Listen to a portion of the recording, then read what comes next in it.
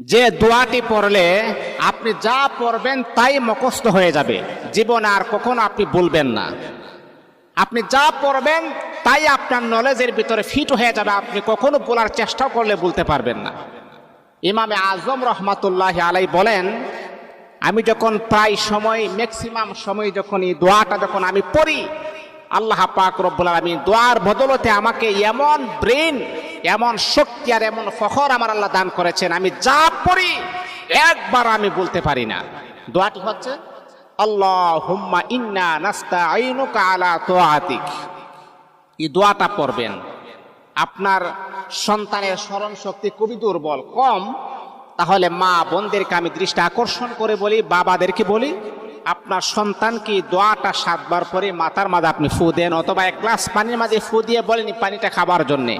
দেখবেন আল্লাহ পাক রব্বুল আলামিন আপনার সন্তানের মেধা